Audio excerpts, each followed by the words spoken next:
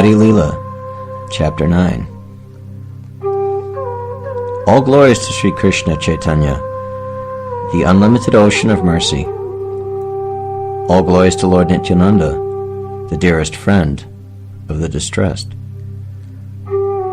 All glories to Lord Chaitanya, the life's treasure and soul of Sri Advaita Acharya, and the priceless treasure house of Sri Gadadhar Pandit.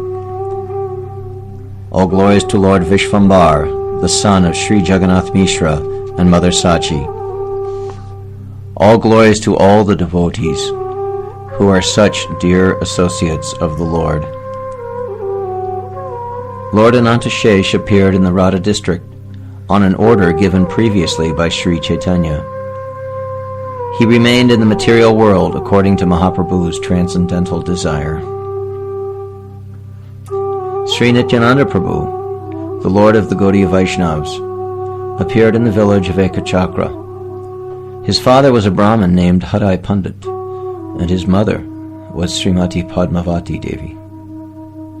From his early childhood, Sri Nityananda Prabhu had a serene disposition and was highly intelligent. He was a reservoir of excellences. His charming beauty overshadowed the attractiveness of millions upon millions of cupids. From the time of Nityananda's birth, everything became auspicious in the district of Radha. Famine, poverty, and all kinds of disturbances were totally dispelled. On the day of Lord Chaitanya's appearance in Navadvip, Sri Nityananda, who was still in Radha, roared with jubilation. The sound of that roar filled the universe and robbed everyone of his senses. Some people speculated it must be a thunderclap. Others thought it was the sound of some impending disaster. Still others said, "We know the reason for this sound. Lord Nityananda, the Lord of the Gaudiya Vaishnavas, is roaring in ecstasy." People offered different opinions on this subject, but no one actually knew Lord Nityananda in truth, due to his illusory potency. Lord Nityananda concealed his identity and played gleefully with the other young children of his age. The various games Lord Nityananda played with his young friends were actually manifestations of different pastimes of Lord Krishna. The children got together and formed a divine council, where some of them took the role of Mother Earth and submitted a petition. Those children were accompanied by many others when they went to the bank of the milk ocean and offered their choicest prayers to Lord Krishna. A certain young boy, unseen by anyone, called out in a loud voice, "I shall appear in Gokula, Mathura." On some evenings, Lord Nityananda gathered his young friends and enacted the marriage of Sri Vasudeva with Devaki Devi. Closing all the doors and windows to the room to create a dungeon, Lord Nityananda enacted the birth of Lord Krishna, which took place deep in the night while the rest of the world slept. Then they carried baby Lord Krishna to their imaginary Gokula Dham and exchanged him for the baby girl Mahamaya, the external potency of the Lord. Thus they tricked the wicked King Kamsa. Nityananda dressed a young boy as Putana and had someone climb on her breast to suck her milk. Helped by some friends, he one day built a cart with some tough reeds and then smashed it. Unseen by anyone, he entered the milkmen's houses in the near vicinity and stole butter with his young friends. The young boys never wanted to leave the company of Lord Nityananda and return home. Day and night they relished his transcendental association. The parents of these young boys never remonstrated him, but all of them affectionately held him on their laps. Everyone was amazed. "We never saw such wonderful activities. How does a mere child know so many transcendental pastimes of Lord Krishna?" On another day, he made snakes just like Kaliya out of leaves. He took all the young boys and went down to the water. When the young boys jumped in the water and fell unconscious, Nityananda revived them. One day he went to the forest of tala trees with his young friends. After killing the donkey demon Dhanaka, he enjoyed tala fruits with everyone else. When he would take his young friends out to graze cows, they would enact many different pastimes. Once he dressed them as Bakasura, Aghasura, and Vatsasura, and then enacted Lord Krishna's pastimes of killing those demons. Playing his horn all the way, he would return home at sunset with the cows and his young friends. One day he enacted the pastime of lifting the Govardhan hill. Another day he recreated Vrindavan Dham and played about while remembering its many different places. He performed the pastime of stealing the clothes of the Braja cowherd damsels, and he also met the wives of the Brahmins, who were engaged in performing sacrifices. Someone would occasionally dress up as Narada Muni, complete with dress and beard, and give secret counsel to Kamsa while sitting in a secluded place. Once a young boy, dressed as Akura, enacted the Leela of taking Lord Krishna and Balaram from Vrindavan to Mathura on the order of the cruel king Kamsa. Taking the part of the Braja Gopis, Nityananda wept bitterly in a mood of intense separation. His tears flowed like a gushing river, and all the boys looked on in amazement. Being deluded by the illusory potency of Lord Vishnu, no one could understand the truth about Lord Nityananda. Oblivious to his identity, the young boys played happily with him. After recreating Mathura in their play, Lord Nityananda roamed about the city with his young friends. Someone dressed up as a gardener, and someone else adorned himself with a flower garland. He dressed someone as the hunchbacked woman from Mathura and enacted the pastime of going to her place to be smeared with fragrant sandalwood paste. Next he made a bow, strung it, and then broke it in the midst of great tumult. Acting like Krishna, Lord Nityananda pretended to kill the mad elephant Kuvalaya and the two wrestlers Chanura and Mustika in the arena of Kamsa. Then he sought out the young friend who was dressed as Kamsa, pulled him down by his hair, and straddled his chest. He danced jubilantly with his young friends after the mock killing of cruel King Kamsa. Everyone who watched the drama laughed in appreciation. In a playful mood, Lord Nityananda imitated the many different transcendental pastimes of the incarnations of the Supreme Godhead, Krishna and Balaram. One day, Lord Nityananda became Lord Vamana, making someone else take the part of Bali Maharaj. He enacted the pastime of Lord Vamana tricking King Bali out of his vast kingdom, which extended throughout the three worlds. Someone acting as Sukracharya appeared in an old man's attire and forbid Bali Maharaj to entertain Lord Vamana's request for 3 paces of land. But King Bali granted Lord Vamana's request, and the Lord blessed him by placing his lotus feet on the king's head. One day, Lord Nityananda became Lord Ramachandra and built a bridge across the ocean to Lanka. All the young boys dressed as monkeys to form a monkey army for the Lord. Shouting Jai Raghunath, they felled some castor oil trees and threw them on the water, imitating Lord Ram's monkeys throwing rocks in the water to build a bridge. Another time, Lord Nityananda played Sri Lakshman. Taking his bow in hand, he stalked off angrily to meet Sugriva. "O you wretched monkey, my lord is in anguish. If you care for your life, then come right now. Ramachandra awaits us anxiously in Malyavan mountain, and here you are enjoying in the midst of women." On another day he chastised Sri Parashuram with mounting fury. "I am not to be blamed for this, O Brahman. Now run away immediately." Lord Nityananda was extremely adept when accepting the role of Lakshman. But the young boys thought it was all in fun.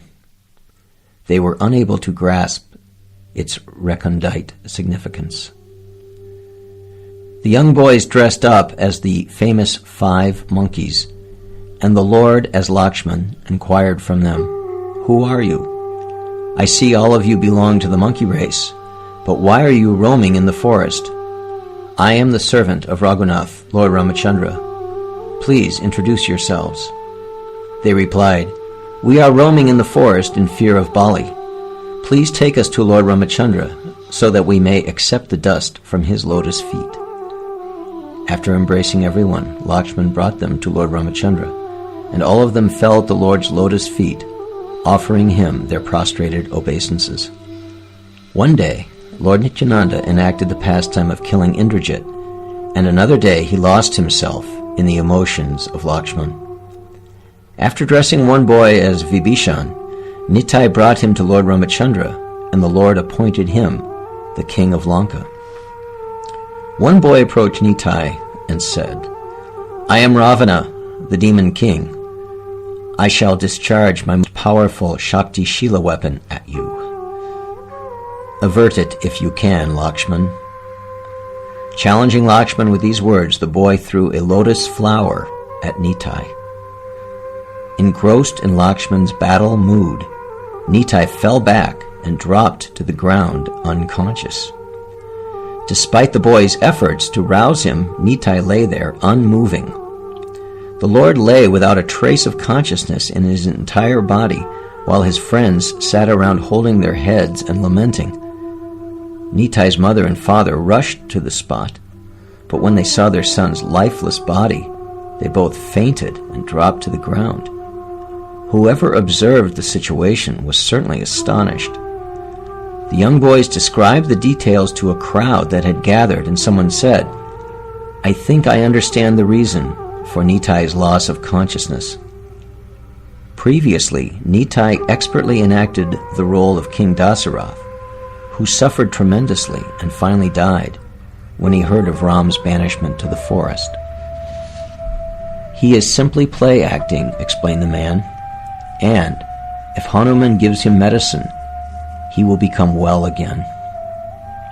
Before the drama, Lord Nityananda had instructed all his young friends, "If I should fall, then surround me and weep.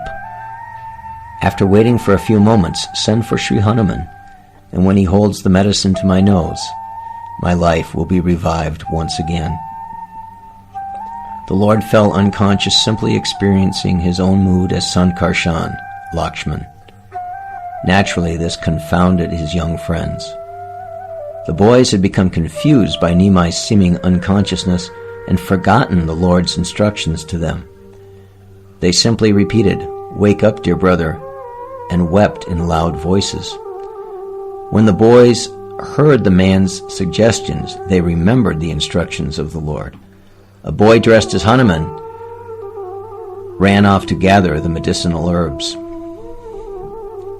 Another young boy, dressed as an ascetic, but actually the demoniac maternal uncle of Ravana, met Sri Hanuman on his way and invited him to share some fruits and food. "Please remain here, dear Hanuman, and grace my humble hermitage. I feel greatly fortunate to be able to meet a personality like your good self." "My mission is urgent and grave," replied Hanuman. "I must hasten. I cannot remain. You must have heard that Lakshman, Lord Ram's younger brother, is lying in a coma, hit by the powerful Shakti Shila weapon of Ravana. So I must rush to the Gandharva hills to get medicine and save his life." The ascetic persisted. "If you must leave, then at least take your bath, and after eating, you can continue your victorious journey." By the potency of Lord Nityananda, his young friends played their individual parts so eloquently that the entire crowd watched in amazement. On the prompting of the ascetic, Hanuman went to the big lake for his bath. A young boy dressed as a crocodile caught hold of Hanuman's feet and dragged him into deep water. But mighty Hanuman pulled the crocodile onto the bank of the lake. He fought a short battle with the crocodile, and after vanquishing him, Hanuman, who is known as Mahavir, moved on toward his destination. Another young boy dressed as a demon chased Hanuman with the intent of eating him. You have killed the crocodile, but how do you propose to kill me? I shall devour you. Then who will save Lakshman's life? Roared the demon. Sri Hanuman retorted, Your Ravana is a dog. I despise him. You had better run far away. They hurled abuses at each other in this manner for some time, and then tearing at each other's hair, they broke into a fist fight. Soon Sri Hanuman destroyed the demon and continued toward the Gandharva hill, where he entered the forest. Some young boys dressed as Gandharvas put up a fight, and Hanuman was obliged to battle with them. When they were defeated, Hanuman carried the Gandharva mountain on his head to Lakshman. Another young boy dressed as a physician placed the medicine next to Sri Lakshman's nose, thinking of Lord Sri Ramachandra. Lord Nityananda, the Supreme Personality of Godhead, then stood up, to the great relief of his parents and all others present there. Sri Hadai Pandit hurried to Nitai and took him fondly on his lap. The young friends felt light-hearted and jubilant.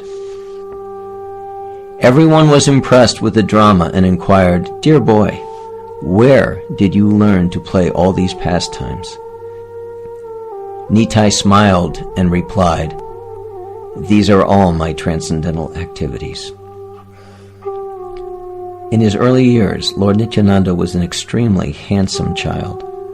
Who could resist holding him to their heart's delight? The people of Radha loved him more than they loved their own sons. Yet no one could recognize him as the Lord. His associates were deluded by the illusory potency of Lord Vishnu. Lord Nityananda played in this manner throughout his childhood. His only source of pleasure was the wonderful pastimes of Krishna, which he enacted. Away from their homes, the young friends of Nityananda enjoyed his sweet company. I offer my countless obeisances at the feet of all those young associates of Lord Nityananda who enjoy pleasurable pastimes with him. From his childhood, Nityananda's only inclination was to relive the transcendental activities of Lord Krishna. Who can describe the unlimited superhuman pastimes of Lord Ananta Shesh, Sri Nityananda? Only by his mercy can proper percipience manifest within the heart. Lord Nityananda lived at home for 12 years, continuously enacting such pastimes. Thereafter, he left on pilgrimage. He traveled to different places of pilgrimage for 20 years. Then he at last met Sri Chaitanya. Please hear the narrations of Lord Nityananda's travels to different places of pilgrimage, as I have written in this Adikanda portion of the book. Whoever criticizes the Lord and his activities in any way is certainly a mischievous, sinful atheist. This Supreme Personality, Lord Nityananda, who liberated the entire universe, is surely the unlimited ocean of mercy. By his grace, I am able to know the transcendental truth of Lord Chaitanya. And by the same grace, the divine glories of Lord Chaitanya are revealed to me. Hear attentively the description of the pilgrimage of Lord Nityananda, the most beloved associate of Sri Chaitanya. The first holy place Lord Nityananda visited on his journey was the temple of Vakreshwar. Thereafter he roamed the forest of Vaidyanath all alone. After visiting Gaya Dham, Nityananda went to Kashi, the principal pilgrimage place for the Shivites, which is situated on the banks of the Ganga as she flows swiftly westward. Lord Nityananda was exhilarated by drinking and bathing in the waters. Yet for some reason, his longing and fatigue clung to him. In Prayag, the Lord bathed at the river's confluence in the early hours of a chilly Magh morning. Then he proceeded to Mathura, where he had appeared in a previous yuga. There he visited Lord Krishna's birthplace. Attracted by the river Jamuna, the Lord sported in her gentle waters at the bathing place named Vishram Ghat. He then circumambulated Govardhan Hill and experienced spiritual ecstasy.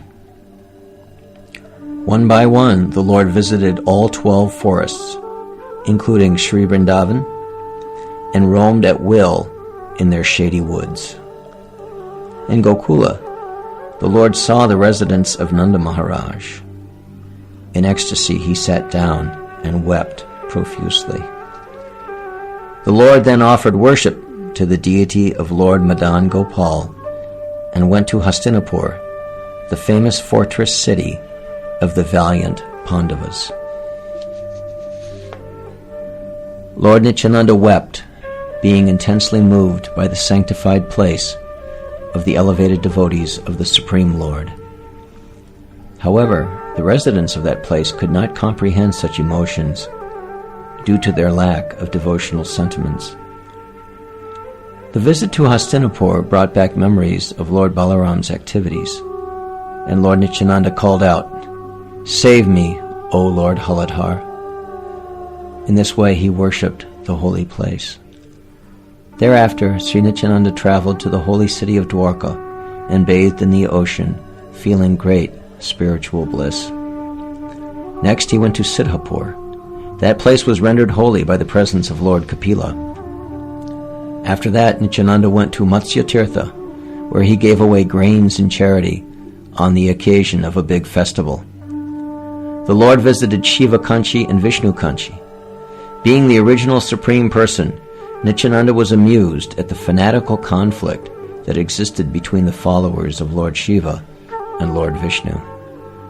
He traveled to Kurukshetra, Pritudak, Bindu Sarovar, Prabhas, and Sudarshan Tirtha. Then he went to Tritakup, Visala, Brahmatirtha, and Chakratirtha.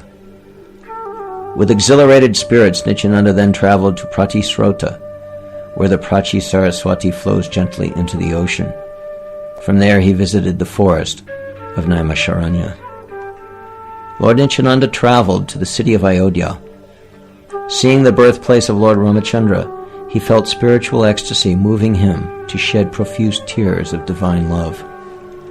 Then he traveled to the tribal kingdom of King Guhak, Sringaverapur.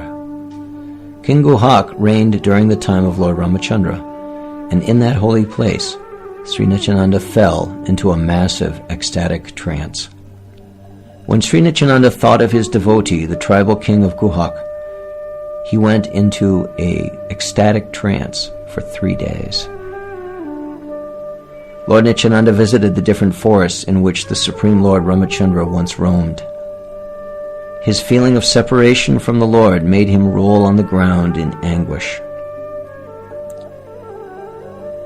Then the Lord went to the spot where the holy Sarayu River quietly flows in Ayodhya.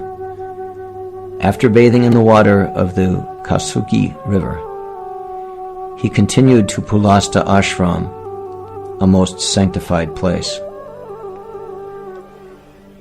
Thereafter, Sri Nityananda went to Gomati and bathed in the waters of Gandaki and Sona. He climbed the Mahendra hill, where he offered obeisances to Lord Parasaram. From there he traveled to Haridwar, the source of Mother Ganga. He visited Pampa, Bhima, Godavari, Bainva, and in the Bipas or Vyas River. He remained submerged in the water for a while. In Madurai, he visited the temple of Lord Kartik, and then went on to the place known as Sri Prabhat. There, in a massive and impressive temple, his devotees Lord Shiva and Parvati were being opulently worshipped as a Brahmin and his wife. Lord Shiva and Parvati recognized Lord Nityananda as their worshipable Supreme Lord. The original Sankarshan appeared before them as a pilgrim in mendicant's dress. Shiva and Parvati joyfully received their exalted guest and attended to him affectionately. Parvati cooked palatable dishes for his satisfaction, and in reciprocation, Sri Nityananda offered them his obeisances. Only Lord Krishna knows the confidential topics that transpired between them. But thereafter, Lord Nityananda went to the Dravida territory. He traveled through different pilgrimage spots, touching upon the places of Vyankatanath, Kamakoshtipuri, and Kanchi, arriving at last at the sacred river Kaveri. Then he proceeded to the famous holy place of Srirangam, where merciful Lord Sri Raghunath received opulent worship from his devotees. Thereafter, Lord Nityananda visited Harikshetra. He then visited Rishabh Hills, Madurai, Kritamata, Tamraparai, and Uttarajara. In the Malaya Hills, he went to Agastya's hermitage, and all the residents were spiritually enthralled by having such a divine personality as their guest. Arriving in Badrak Ashram with unbounded spiritual joy, he absorbed its divine atmosphere and spent some days in quiet solitude. From there he trekked to the hermitage of Srila Vyasadeva, who immediately recognized Lord Nityananda as his worshipable Lord Balaram. He cared for his guest attentively, and Sri Nityananda reciprocated by offering his obeisances to Srila Vyasadeva. Continuing his travels, Lord Nityananda came across a place where a number of Buddhist monks were sitting around. He made a few inquiries there, but none of the monks would reply. This sparked his anger, and he chastised them for their misbehavior by kicking each one in the head. The Buddhists dispersed in fear, and the Lord continued his journey, strolling fearlessly through the forest. Sri Nityananda traveled south to Kanyakumari and saw the beautiful deity of Durga Devi installed near the shore of the Indian Ocean at the southern tip of India. He also went to Sri Avantapur and the Pancha Apsara Lake. In Gokarna, he visited the temples of Lord Shiva. In Kerala and Trigarla, he went house to house, showering his causeless mercy. He crossed most of the rivers that flowed down from the Vindhya hills and covered the tract of land south of the Vindhyas known as Payanchi. Then he wandered a while in Tapti. He visited Reba, Mahishmati, Malatirtha, Suparaka, and then headed westward. Lord Nityananda traveled all over the country in a joyful mood, fearless and carefree. He was constantly submerged in ecstatic love of Krishna. Overcome with ecstasy, sometimes he cried and sometimes he laughed. Who can understand the blissful turmoil which stirred in his heart? During the period of his journey when he traveled in the western provinces, he met Sri Madhavendra Puri by divine arrangement. Sri Madhavendra Puri is the embodiment of ecstatic transcendental love for Lord Krishna, and all his swan-like disciples are full of that spiritual love. His only means of subsistence is the nectar that flows out of Krishna's loving exchanges. Lord Krishna personally resides in the form of such unalloyed devotees as Sri Madhavendra Puri. Sri Advaita Acharya Prabhu is foremost amongst Sri Madhavendra Puri's disciples. So how can I begin to describe his intense love for Krishna, provided as I am with inadequate words? On meeting Sri Madhavendra Puri, Lord Nityananda became paralyzed and lost consciousness. Overpowered by ecstatic transcendental love. And Madhavendra Puri also went into an ecstatic trance, losing all external senses upon seeing Lord Nityananda. Lord Chaitanya often remarked that Sri Madhavendra Puri was the main trunk of the tree of nectarian devotional mellows. Ishwara Puri and other disciples of Madhavendra Puri witnessed the unique meeting. Tears flowed freely from their eyes as they saw the two forms lying in devotional trance.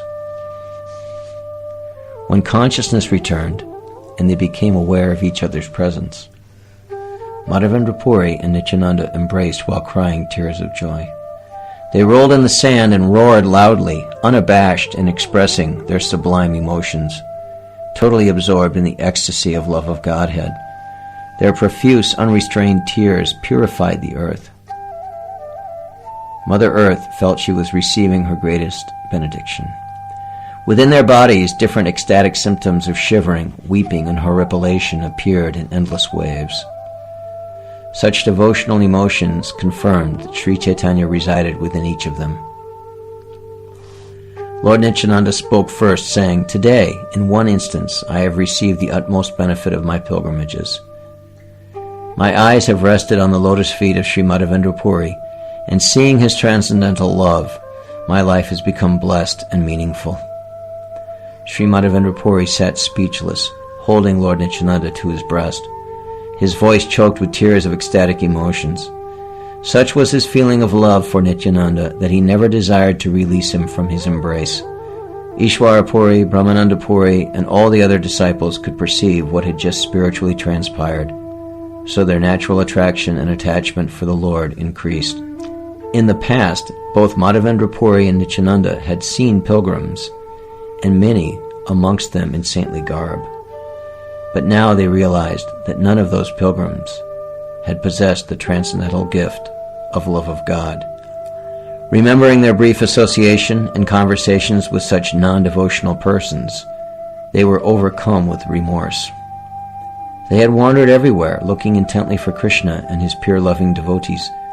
They found each other, pure transcendentalists, and they felt the burden of their despondency lift in each other's association. In each other they witnessed the manifestation of love of God. Blissful days passed, filled with confidential Krishna-conscious discussions, which created, in both the Lord and Madhavendra Puri, an insatiable thirst for continued association. Sri Madhava's spontaneity drove him into an ecstatic trance when he saw a dark cloud that reminded him of Krishna's complexion. Day and night he seemed intoxicated by his love for Krishna, sometimes laughing, next moment crying, and sometimes making a great deal of noise or shouting. Lord Nityananda was also drunk with the divine nectar of love of Lord Govinda. He stumbled and fell repeatedly, often roaring with laughter. The disciples were very impressed by the extent of their spiritual masters and Lord Nityananda's extraordinary love for the Supreme Lord, and they in turn responded by continuously singing the name of Sri Hari. Steeped in the ambrosia of transcendental love, they lost count of time. No one knew when day turned to night and their surroundings passed into oblivion. Who can grasp the highly confidential topics of Sri Madhavendra Puri and Lord Nityananda? Only Lord Krishna, the omniscient Supersoul, knows everything. Sri Puri grew so attached to Lord Nityananda that he could not imagine leaving his company. He spent every moment of his time with him. Sri Madhavendra Puri said, "Nowhere have I found the exhibition of such supramundane love par excellence as in Lord Nityananda. Wherever that love is found becomes the best of all the holy pilgrimages. I am now convinced that the blessed Lord Krishna is graciously disposed towards me, because I have found an intimate associate like Lord Nityananda. Wherever one meets Lord Nityananda, that place becomes the most holy place. The very spiritual planet of Vaikuntha descends there. Whoever associates with Lord Nityananda and hears from him will surely attain purest devotional service at the lotus feet of Lord Krishna. And whoever harbors even a tinge of apathy for Lord Nityananda is forever cast aside by Lord Krishna, though he may be in the guise of a devotee." Sri Madhavendra Puri expressed his feeling of deep affection for Lord Nityananda with unhesitating praises. Simultaneously, Lord Nityananda developed his affection and reverential mood towards Sri Puri, which can only be offered to a mentor. A wonderful relationship blossomed, where each continually exhilarated the other with his ecstatic love for Krishna. They relished each other's transcendental association for some days, and then Lord Nityananda left for the south, where Lord Ramachandra built a bridge to Lanka with the help of the monkey army. Sri Madhavendra Puri set out towards Saraju. They parted ways, merged in a state of complete bliss of love of Krishna, unmindful of even their own physical conditions. Lives of such unalloyed devotees of Krishna are sustained only by their intense love for the Lord. Otherwise, once they are aware of that love, it would not be possible for them to continue living, feeling the excruciating pangs of separation from Him. Those faithful souls who hear this narration of the wonderful meeting between Sri Madhavendra and Lord Nityananda will surely attain the highest perfection, love of Krishna. Lord Nityananda traveled for a few days submerged in that ambrosia of love of Krishna, and finally arrived at Setubandha. He bathed in Dhanastirtha and proceeded to Rameshwar. Thereafter he traveled to Vijayanagar, and from there on to the temple of Lord Nrsimhadev in Gyoda. He visited Mayapuri, Avanti, and the river Godavari. This time the Lord decided to go to Jagannath Puri, and on the way he visited Tirumala and Karmakshetra. The Lord saw the high, fluttering flag of Lord Jagannath's temple, just as he entered Purushottama Kshetra Puri, and immediately he fell into an ecstatic trance. He saw Lord Jagannath as the Lord of Dwarka along with his divine associates and devotees present in that holy dham. Such visions revived Lord Nityananda's ecstatic mood, and he fell unconscious to the ground. When he regained consciousness, the different ecstatic symptoms of shivering, paling, weeping, horripilation, and loud roaring became manifest, and again he fell to the ground. Who can perceive the magnitude of Lord Nityananda's extraordinary love of God? He spent a few days more in Nilachala, and then, immersed in total spiritual joy, he traveled north to Gangasagara. How is it possible for me to describe Lord Nityananda's pilgrimage? My feeble attempt is made possible only by His grace. Caught up in the fervor of his pilgrimage, the Lord again traveled to Mathura and Vrindavan. Completely absorbed in thoughts of Krishna, Sri Nityananda was unaware of the passage of many days and nights in Vrindavan. He forgot about eating and only occasionally drank a little milk if it came to him unsolicited. Sri Nityananda could visualize his Lord Sri Chaitanya living as an ordinary boy in Navadvip. He thought to himself, when Lord Gaurachandra reveals his magnanimous pastimes of congregational chanting of the Lord's holy name, at that time I shall devote myself to his service. He thus resolved to wait in Vrindavan and not proceed to Navadvip. He filled his days happily frolicking in the dark, cool waters of the Kalindi, lost in the mood of a young cowherd boy. At other times he found inexplicable pleasure playing in the sand with young friends. Lord Nityananda was the original Lord Vishnu, and he possessed the absolute full potency to grace anyone with love of Godhead. Yet he restrained himself and waited patiently so that he could execute the order of Sri Chaitanya and profusely distribute that precious love of God to everyone. Lord Chaitanya's associates did not desire to act without their Lord's instructions to guide them, nor did they feel slighted by taking a humble position. Lord Vishnu, Lord Brahma, and Lord Shiva all carried out Lord Chaitanya's orders to maintain, create, and annihilate this world according to their respective duties. Unfortunately, the sinful atheists feel unhappy because they cannot accept this point, and unseen by the poor Vaishnavas, they thrive everywhere. Yet, Lord Nityananda is famous for inundating the universe with love of God. Lord Nityananda is the original devotee of Lord Chaitanya. His tongue is the abode of Lord Chaitanya's glories, vibrating incessantly the sublime pastimes of Sri Gaurachandra. One can obtain full devotion at Lord Chaitanya's lotus feet simply by worshipping Lord Nityananda. All glories to Lord Nityananda, the primeval Lord. It is only by his causeless mercy that the glorious pastimes of Sri Chaitanya manifest in one's heart. And by the grace of Gaurachandra, one can become lovingly attached to Lord Nityananda. All obstacles and misfortunes in life are extirpated as soon as the knowledge of the truth about Lord Nityananda dawns upon one. Those who desire to overcome the material whirlpool and drown in the ocean of devotional service should worship Nitai Chandra.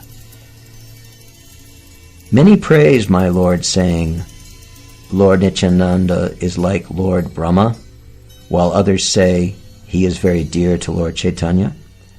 I hear various opinions about him, that he is a sannyasi or a humble devotee or an erudite Vedic scholar. People conjecture without inhibition and stop at nothing. Some go to the extent of saying that his connection with Lord Chaitanya is not intimate.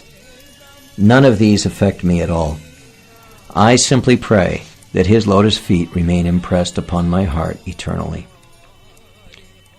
After repeated attempts to invoke good judgment in all people, if some sinful lot continues to criticize my Lord, then I kick them in their heads to save them from imminent disaster. Those who misinterpret the remarks of Advaita Acharya Prabhu or Lord Nityananda as criticism of Chaitanya Mahaprabhu should realize that those remarks were in fact shaded glorifications of my Lord. All the Vaishnava associates of Lord Chaitanya are eternally liberated and enlightened souls. What is wrongly understood to be disturbing arguments or abusive language used between them is actually one way they express their deep love for each other. An ordinary person is therefore discouraged from taking sides in such a mock fight, for if he criticizes anyone, then he places himself in a precarious position.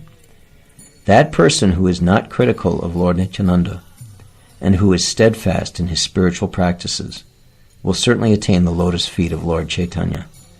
I intensely yearn to see the lotus feet of my Lord and Master, Sri Nityananda Prabhu and Sri Chaitanya. Lord Nityananda is my absolute master. By taking shelter of his lotus feet, let me worship Lord Chaitanya. I greatly desire to study Srimad Bhagavatam in Lord Nityananda's presence. This is my humble submission eternally. All glories to the Supreme Lord, Sri Chaitanya. You are fully independent to act as you wish. You can give me the lotus feet of Lord Nityananda or separate me from them. I pray that you, my Lord Chaitanya, be merciful to me and grant that my whole heart and soul remain fixed at your lotus feet and at the lotus feet of Sri Nityananda. Nitai Chandra is devoted exclusively to you, so no one can attain his shelter without your blessings. Lord Nityananda roamed throughout Vrindavan, waiting for Lord Gaurachandra to manifest his pastimes openly. Lord Nityananda's pilgrimage was part of his transcendental pastimes. Whoever hears these narrations with devotion is crowned with the most precious gem of success, love of Godhead. Lord Krishna Chaitanya and Lord Nityananda are my heart and soul. Their humble servant, Vrindavan Das, offers his song at their lotus feet.